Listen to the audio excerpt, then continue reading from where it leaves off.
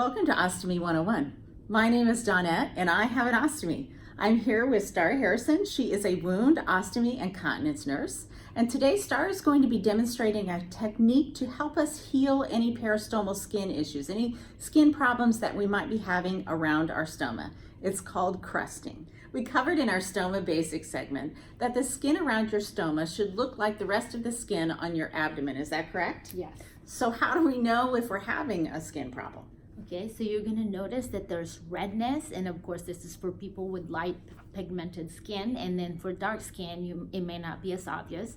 Then you have the skin loss and itching and burning sensation. Itching, burning, redness, skin loss. I think it's important before we start with the demo that we talk about what causes peristomal skin breakdown so that maybe we can prevent it from happening at all. Yes. So what are some of the causes? So some of the causes is an exposure of your skin surrounding the stoma to stool or urine. So what you're saying is anytime stool or urine comes in contact with our abdomen or the peristomal skin, that can cause a breakdown. And another reason? A mechanical cause or an epidermal peeling of your skin when you're pulling those pouching system. So what you're saying is that I shouldn't just rip that thing off like a Band-Aid, right? That can cause skin damage over time. Yes. And the third reason that we might be having problems is fungal. When you notice some itching in that area, it could be a fungal or some kind of yeast infection. When should we start crusting? So you want to initiate crusting as soon as you notice the symptoms. So going back to the symptoms, itching, burning, skin loss, redness, right? Yes. And how long do we do that? So once you notice it's healed, then you stop the crusting. Once those symptoms are gone, we don't need to do that anymore. Yes. When I remove my pouch, sometimes it's a little bit red around my stoma, but there's no itching, there's no burning, there are no other symptoms. Does that mean that I need to start crusting right away? Well, as soon as you notice that it's persistent, you can use the no-sting skin barrier film as a protection for your skin for that redness if it becomes persistent. And you're going to show us what that film looks like in a minute, right? Yes. Now I'm going to show you how to do the crusting technique. It will involve two ingredients, a stoma powder and a no-sting skin barrier film. This is the step 1 of crusting technique. You apply your stoma powder in a very thin layer. Dust it off.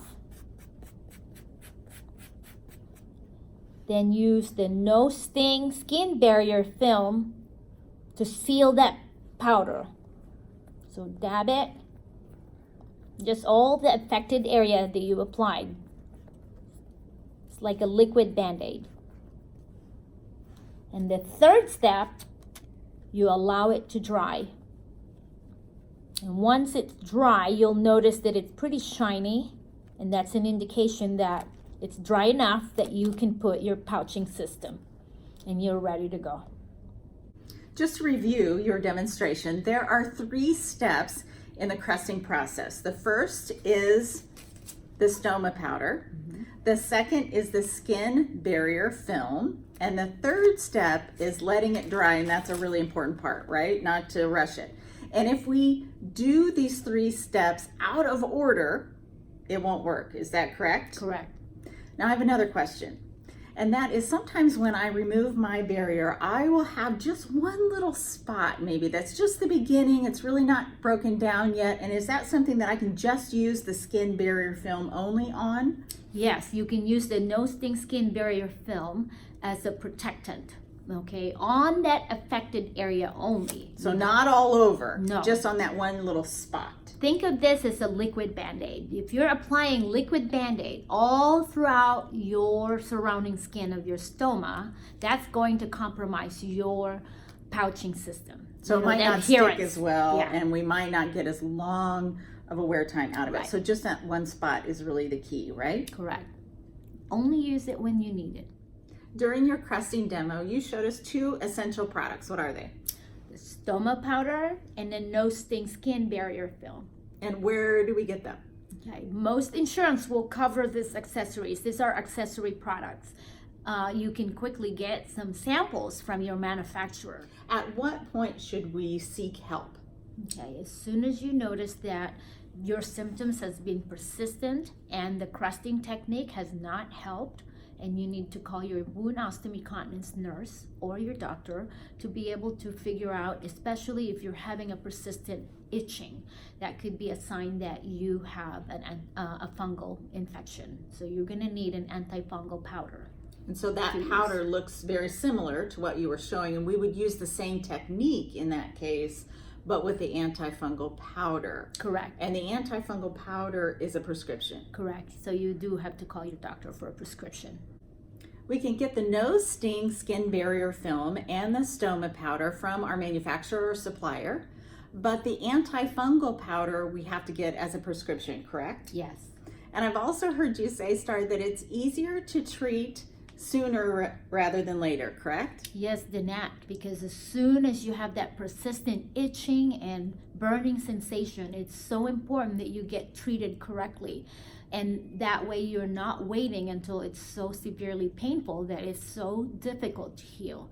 So as soon as you notice those symptoms, get help and call your wound ostomy continence nurse so that you can get treated properly. Wound ostomy and continence nurses like Star are a real resource for people like me who have ostomies. They are specially trained to help us troubleshoot any problems that we might be having, whether it's pouching issues or skin issues or anything at all. So be sure and make an appointment with your WOCN.